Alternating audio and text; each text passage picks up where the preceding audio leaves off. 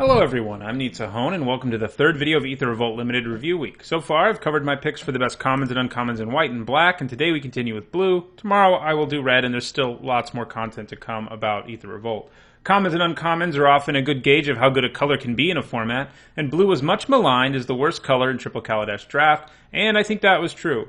Basically, if you didn't pair it with green or end up with a couple of Gearseeker Serpents, blue was bad. Let's see if blue will be any better in Aether Revolt. Unfortunately, I don't have great news for blue, as I'm not super excited about any blue commons, and there isn't a single blue common that I would feel great about first picking. That said, I will talk about the 3 blue commons in Aether Revolt that I feel like I would be happy to have in a typical blue deck, even if I don't want to first pick them. At number 3, I have Bastion Inventor, who is kind of a new Gearseeker Serpent. While certainly not quite as good as the Serpent, it does provide a large body at a discounted cost, depending on how many artifacts you have. And Hexproof is a keyword that Wizards doesn't use much, especially on commons, because it is so powerful. If you are managing to consistently pay 5 or less from the Inventor, especially 4 for it, I think you feel pretty good about playing it. It is also an Artificer and a great creature to be putting your Inventor's goggles on, but again, I don't think I like taking the Inventor early, the way one does with a Gearseeker Serpent, but most blue decks have enough artifacts to really be happy with a Bastion Inventor or 2 in their deck.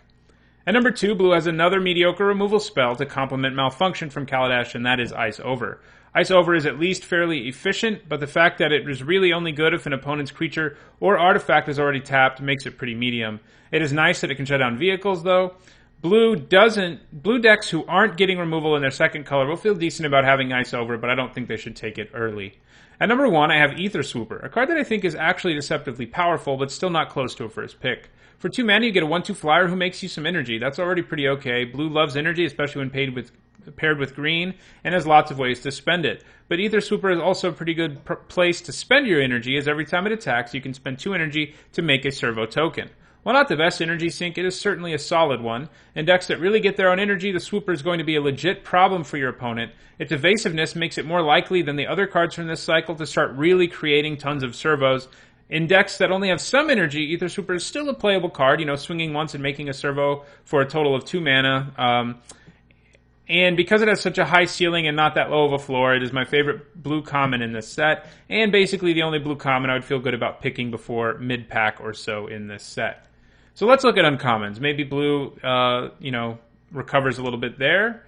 But no, as I sort of hinted at already, blue isn't all that great at uncommon either. Basically all the blue uncommons, and not just the ones on this list, basically every blue uncommon asks you to have some sort of synergy for them to be good, and because of that, none of them are all that powerful in a vacuum, and that certainly hurts a card's power level in terms of being first pickable if it's really only good with a bunch of synergy. At number 3, I have Shielded Aether Thief, a pretty solid card for blue decks that can make energy. It can effectively slow down the more aggressive decks in the format by blocking lots of 2 and 3 drops, and that's good because blue decks tend to be pretty defensive. And then it can provide a pretty strong ability with its energy. It can draw you cards. Shielded Aether Thief is a fine card for a defensive blue deck, even if you aren't using energy well, and gets to be quite good in a deck that can really generate energy. I wouldn't take it early, but if I find myself in an energy deck, I could see taking them higher in packs 2 and 3. At number 2, I have Windkin Raiders. It asks you to do something to be at its best, and that is to control artifacts. Luckily, that isn't all that hard in this format, and if I can consistently cast the Raiders for 5 mana, I feel good, and if I can get it down on turn 4, obviously I feel great. They offer an undercosted evasive threat when you can do that, and that's pretty good. I would take Windkin Riders fairly early, but the only way I would really end up in blue in this set anyway is if I open a blue bomb or a gold card that is very powerful. Sadly, and even in a vacuum, I wouldn't take Windkin Raiders before 4th or 5th pick probably. At number 1, I have Skyship Plunderer. 2 mana for a 2/1 flyer usually comes with an inability to block or something, but not in this case. In this case, you get some other strong upside. Skyship Plunderer allows you to add tokens to permanents or players when it deals combat damage. This means getting more energy and more +1/+1 counters for the most part in this format. There are a few other kinds of tokens around, but those are the big ones. And that means the Plunderer works in a lot of decks. What's more is it is a 2 mana 2/1 with flying, something that would be played in most decks. That said, blue never really seemed to get there with a legit aggressive deck, unless maybe paired with white, and because of that, the Plunderer is a little worse than normal, just as the Longfin Sky Whale was in Kaladesh. I wouldn't first pick any non-rare or mythic blue card in this set. And that's pretty strange and sad as well. I'm not sure I've ever said that about a color in any other limited review, and I've been doing these limited reviews all the way back to Magic Origins. but it is definitely the case here. It would take some very weak packs for me to first pick any of these, and as a result, I think blue will continue to be pretty underpowered.